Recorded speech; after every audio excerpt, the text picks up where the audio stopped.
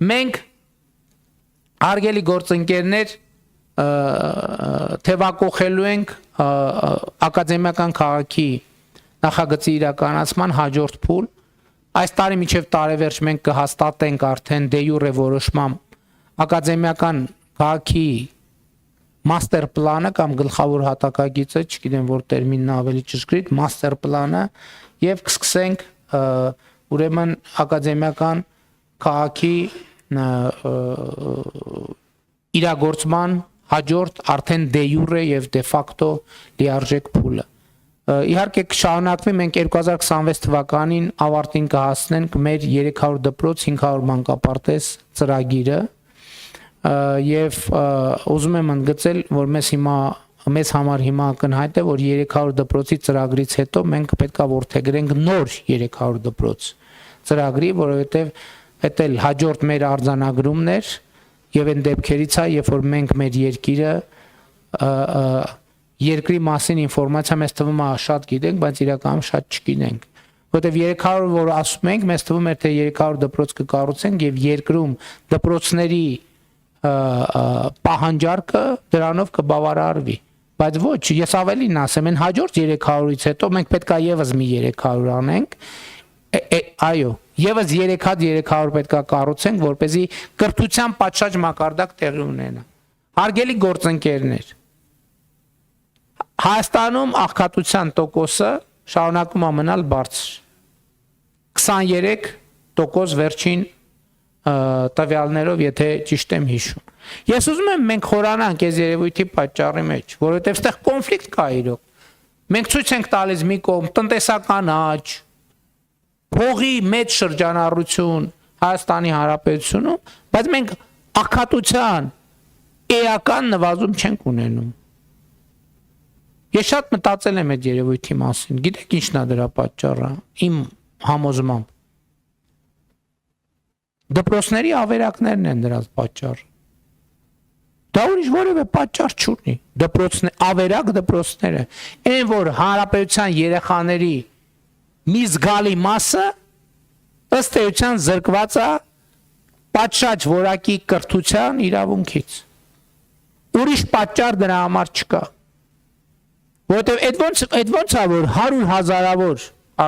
կամ տասնյակ հազարավոր լավ քաղաքացիներ կարող են արտերկրից գալ Հայաստանում աշխատել եւ բոլոր հիմնարկները ուղղակի խնդրում աղաչում են աշխատող են փնտրում եւ չեն գտնում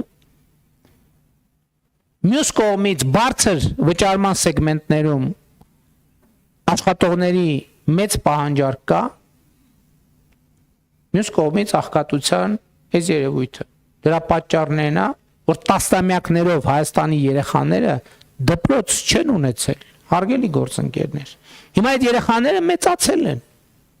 հիմա այդ երեխաները մեծացել են հասում արդիկ են եւ պետքա վաստակեն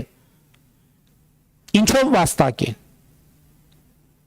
որ գիտելիքով որտեղ ստացած գիտելիքով վաստակեն հիմա այս ինչի համար եմ ասում որովհետև այնօր լսում եմ բանը Հայաստանի նախկին ղեկավարներից մեկը ասում է դե աղքատություն ասում է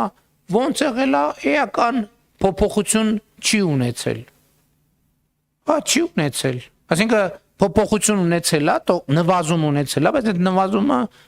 էական չի այսինքն գոհացուցիչ չի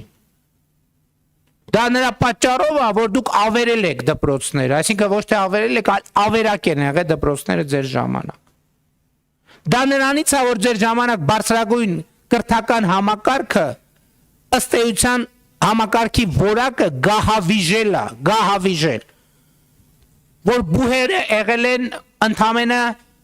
կոռուպցիայի եւ քաղաքական հարկադրանքի միջոցներ։ Այսօրվա աղքատությունը դրա համար է։ Ուրիշ որևէ պատճառ աղքատության համար չկա։ Այսօր Հայաստանի Հանրապետության յուրաքանչյուր քաղաքացի, ով ունի հմտությունների եւ գիտելիքների մի որոշակի գծից, թեկուզ մի քիչ ավել պաշար, ինքը հեշտությամբ կարող է հաղթահարել աղքատությունը։ Բա մենք ոնց ենք պատկերացնում եւ երկրորդը աղքատությունը հաղթահարում են աշխատանքով։ Ուրիշ տարբերակ չկա աղքատություն հաղթահարելու։ Իսկ որպեսզի աշխատանքը բերի աղքատության հաղթահարում, այդ աշխատանքը պետք է լինի որակավորված աշխատանքով։ Բա մենք աղքատության հաղթահարումը ո՞նց ենք պատկերացնում։ Տանենք ամեն աղքատի ամիս 2 միլիոն դրամ տանք։ Նախ դա էլ չի հաղթահարելու աղքատությունը, որովհետև այդ 2 միլիոն դրամը ծախսելու գիտելիք էլ է պետք ունենալ։ Եվ երկրորդ այդ 2 միլիոն դրամը որտե՞ից տանք, ում հաշվին տանք։ Ես ցույց տվի բյուջեի ձևավորման մեխանիզմը։ Ով է պատրաստ ինքը աշխատի, որպեսզի չաշխատողները, ով է պատրաստ, որ ինքը 10 տարի ներդրում անի իր կրթության մեջ, հետո աշխատի, մարդիկ կան այսօր, այո, 2-3 միլիոն դրամ աշխատավարձ են ստանում, բայց մինչև հիմա իրանց ուսանող ժամանակ եղած վարկերն են փակում։ Կան նաև այդպիսի մարդիկ։ Ես այն ինչի համար եմ այս ամեն ինչը ասում, հարգելի գործընկերներ, որ մենք այնուամենայնիվ այս պետական բյուջեի նկատմամբ վերաբերմունքը, հա մեկ էլ հաջորդ խոսույթն է նա, որ կառավարությունը շատ է ծախսում այդ պետական պաշտոնյաների աշխատավարձի թեման, ես դրան անդրադարձել եմ։ Մենք կարանք ուղղակի պետական համակարգը, նույնը ոնց որ, ասենք պետական համակարգ չկա, աշխատավարձել չենք տալիս։ Ինչ տեղի կունենա, ամեն ինչ կկանգնի, բացարձակապես ամեն ինչ։ Չմոռանաք հավանել տեսանյութը և բաժանորդագրվել Civic AM-ի YouTube-յան էջին։